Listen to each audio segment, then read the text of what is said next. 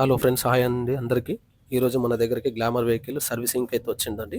నీట్గా వాషింగ్ అయితే చేయించేసినామండి. తర్వాత లోపల తీసుకొని రంపన ఎక్కిచ్చేసి ఆయిల్ అయితే డ్రైన్ చేసేస్తున్నామండి.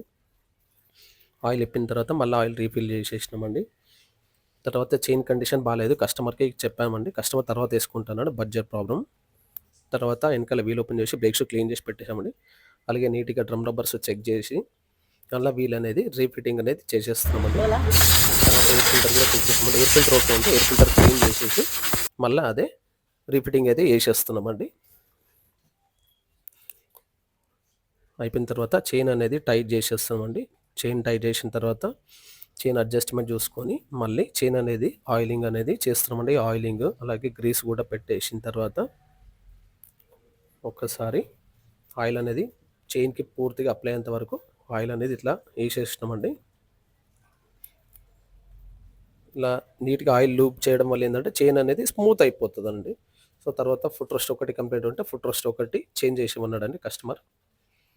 సో అయిపోయిన తర్వాత కార్పెటర్ అనేది ఓపెన్ చేసినామండి. కార్పెటర్ కూడా క్లీన్ చేయమని చెప్తున్నాడు కస్టమర్. సో అందుకని కార్పెటర్ అయితే ఇలా నీట్గా క్లీన్ చేసిన తర్వాత స్పార్క్ ప్లగ్ కూడా క్లీన్ చేసేసినాం. తర్వాత కార్పెటర్ అనేది మళ్ళీ రీఫిట్టింగ్ అయితే చేసేసినామండి. ఫిట్ చేసిన తర్వాత మైలేజ్ కూడా సెట్ చేసేసినామండి. ఇంకోటి స్పార్క్ ప్లగ్ కూడా ఫిట్ చేసేసినామండి. అయిపోయిన తర్వాత కవర్లో క్లోజ్ చేసేసినామండి.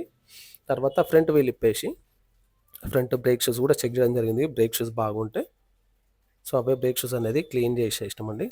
క్లీన్ చేసి క్యామ్ బ్రేక్ ప్లేట్ కూడా క్లీన్ చేసి ఆయిలింగ్ చేసేసి మళ్ళీ బ్రేక్ షూ రీఫిట్టింగ్ చేసేసి వీల్ అసెంబ్లీ అనేది ఫిట్ చేసేస్తున్నామండి.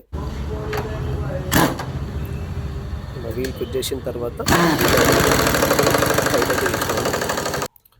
మా వర్కర్స్ అయితే చాలా సపోర్ట్ చేస్తారండి. వర్కర్స్ చాలా బాగున్నారు కాబట్టి నాకు ఈ వర్క్ అయితే నడుస్తుందండి. కాకపోతే వీడియోలో పడాలంటే వాళ్ళు సిగ్గుపడుతున్నారండి. మా వర్కర్స్, మా పిల్లలు నాకు ఎప్పుడు సహకరిస్తూనే ఉంటారండి.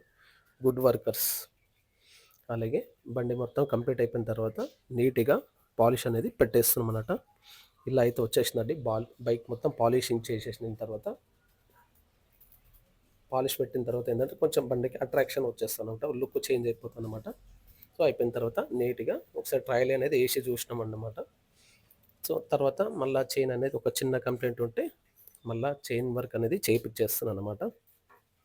నా వీడియో కనుక మీకు నచ్చి ఉంటే దయచేసి ఒక లైక్ అయితే చేయండి. నా ఛానల్ ఫస్ట్ టైం చూస్తే సబ్స్క్రైబ్ చేసుకోండి, అలాగే ఫాలో కూడా చేయండి. Thank you.